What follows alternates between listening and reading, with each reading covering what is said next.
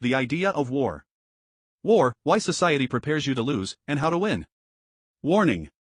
Before we begin, I must clarify a few points.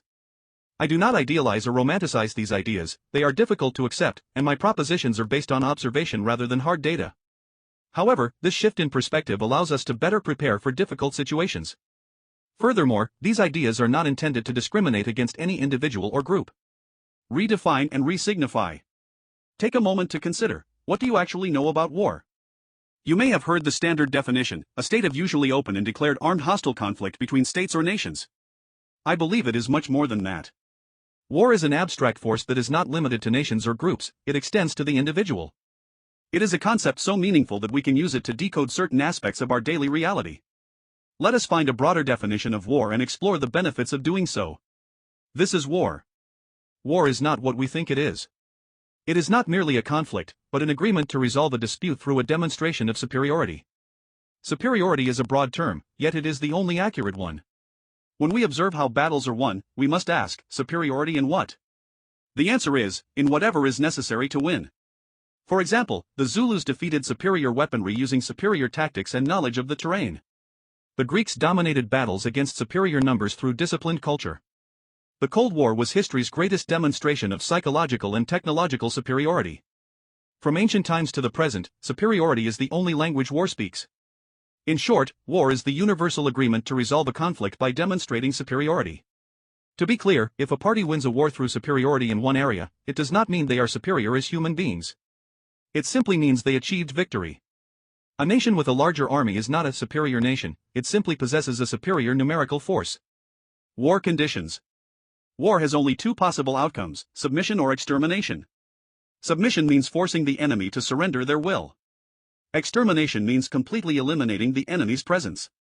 If this sounds extreme, it is because war is the extreme.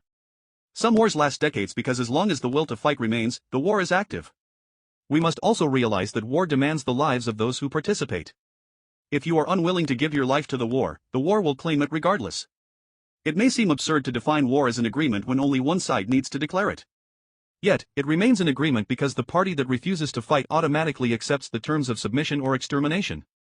It is unfair, yes, which is why I view war as a primordial agreement, emerging from our savage nature rather than our rational mind.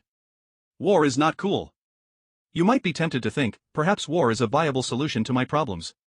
I implore you to resist that notion. War is the absolute last resort, the tool of the bully.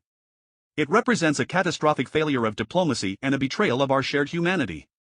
It signifies that our capacity for compromise has been so utterly exhausted that we resort to measures that obliterate life. While we must be prepared for war, we must never long for it.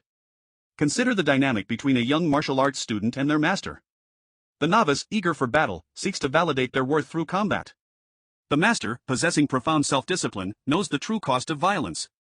They understand that true strength lies in mastering oneself, and that the greatest victory is the one achieved without a single blow being struck. What does this have to do with me? Why does changing the definition of war benefit you?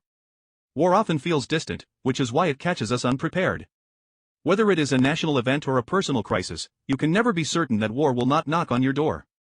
You will recognize it when it arrives because it will demand everything from you. If you refuse to fight, only submission or extermination remains. The only way to prepare is to understand that war is about superiority. To be ready, you must become the best version of yourself.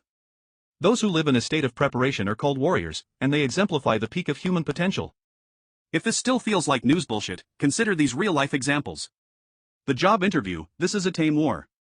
You achieve your objective only by demonstrating your best self and exterminating the chances of other participants. Anything less than your best is a defeat.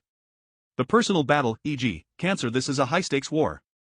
When diagnosed, an individual has two options, fight for their life or succumb. This war demands total physical and mental transformation. Would you be able to survive that kind of war? Remember, the power is yours.